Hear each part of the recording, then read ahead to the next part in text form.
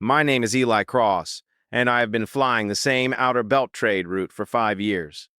Same corridors, same stations, same faces at the docking bays. Most people find that kind of routine boring.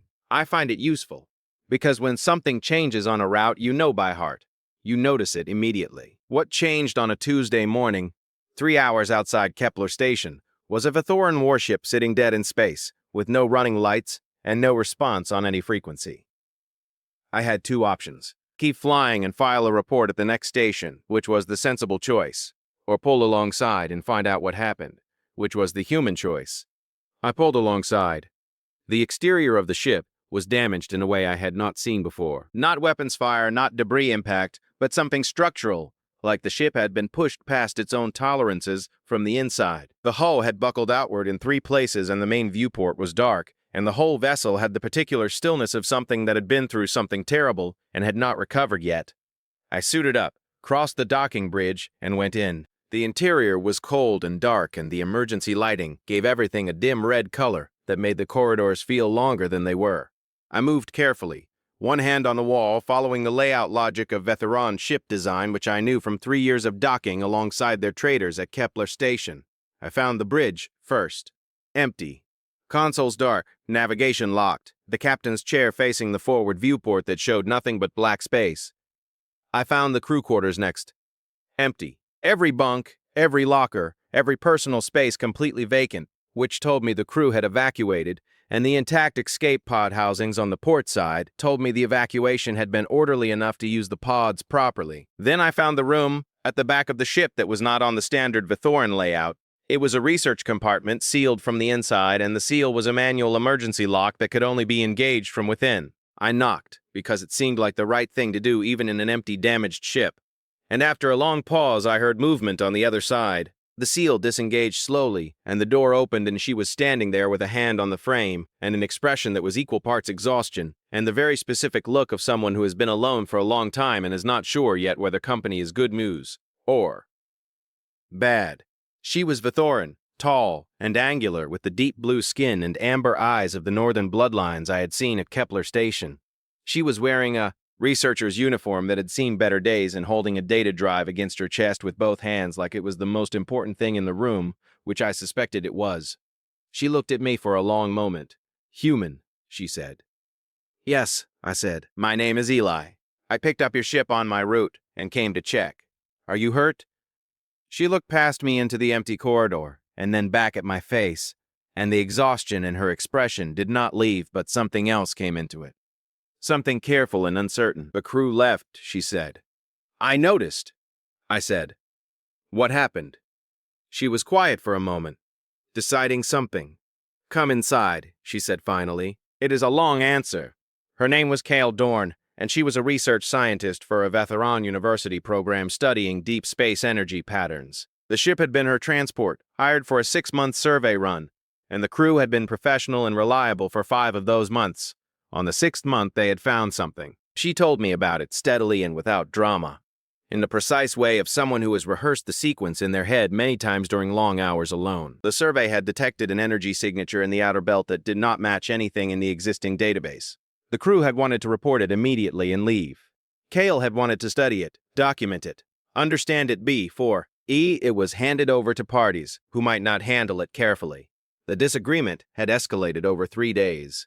The crew had decided finally that the signature was too unknown and the risk too undefined, and they had taken the escape pods and left her with the ship. "They left you alone," I said. "They were afraid," she said. "I understood it. That does not make it acceptable," I said. She looked at me with those amber eyes, and something in them shifted slightly. "Humans," she said slowly. "In my experience, when humans encounter something unknown on a trade route, they also keep flying. Most do," I said honestly. "You did not," she said. "No," I said. "Why?" she said. "Because the ship was dark and not moving, and nobody was answering," I said. "That is all the reason I needed." She held the data drive a little differently after that.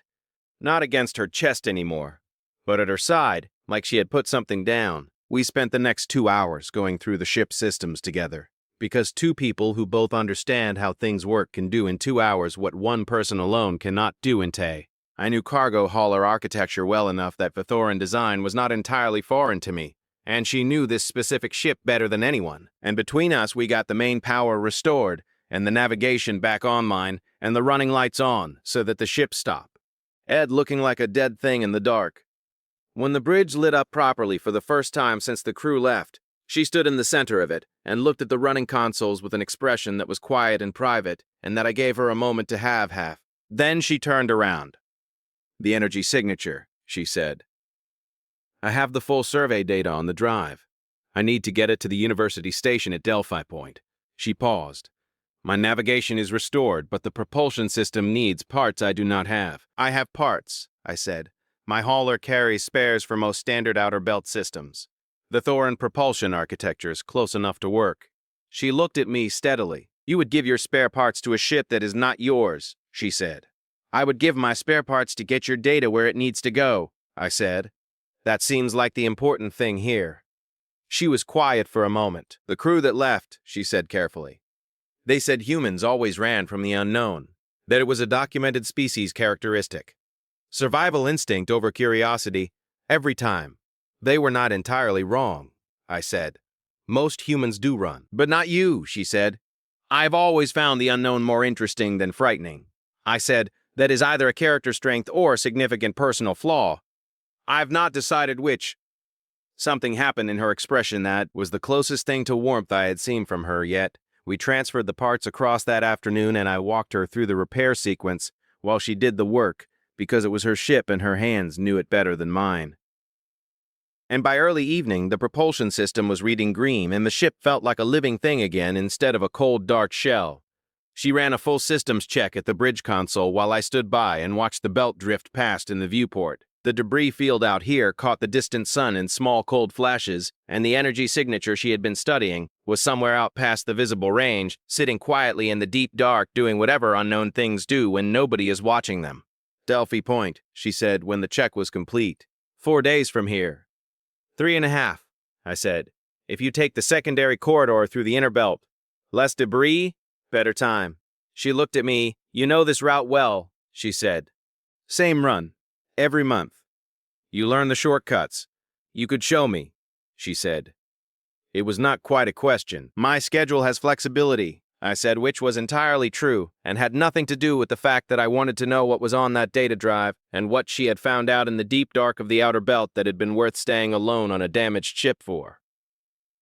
We flay. When, in convoy, her Vithoran research vessel, and my battered hauler, through the inner belt corridor that I had found 2 years ago and never shared with anyone because the routes you discover yourself feel like they belong to you a little, I shared it now. She hailed me 3 hours into the run, not for any navigational reason, just to talk.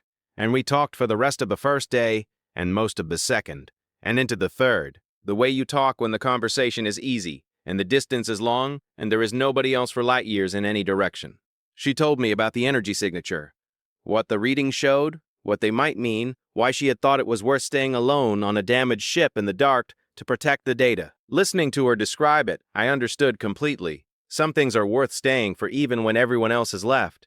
That is not stubbornness. It is just knowing what matters. I told her about 5 years on the same trade route, about the shortcuts I had found and the faces at the docking bays and the way you can fly the same corridor 100 times and still find something you missed the first 99 times if you are paying attention. On the 4th day, Delphi Point appeared on the long-range scanner, and she hailed me one more time before we reached communication range of the station. "I have been thinking about what I will put in the mission report," she said. "About the energy signature." I said. "About all of it," she said. "The crew leaving. The time alone. Being found." A pause. "Being helped." "What will you say?" I said. She was quiet for a moment. "I will say that the crew was wrong," she said, "about humans always running." Another pause, shorter this time. "And I will say that the most significant finding of the entire survey was not the energy signature." "What was it?" I said. "That the unknown is considerably less frightening," she said quietly, "when someone chooses to stay." Delphi Point filled the viewport and the station communications came online, and she had colleagues waiting and data to deliver and a report that was going to change things. And I had a delivery schedule and a trade route, and a port thruster that still needed looking at. We docked on opposite sides of the station, and I did not see her again before I had to leave for the next run. But 3 days out on the inner belt corridor, my comm signaled on a private frequency. It was short.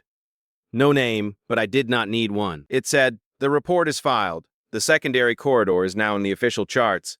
They asked how I found it. I told them a human showed me. They asked which human. I said, "The one who stayed." I read it once, then I set the comm down and flew my route and watched the belt move past in the deep, quiet dark. And I thou, but about how the things worth finding are almost never the things you set out looking for. They are the things you find when you stop and pay attention to the dark ship with no running lights that nobody else stopped for. That is the whole secret, really. Stop, pay attention, stay.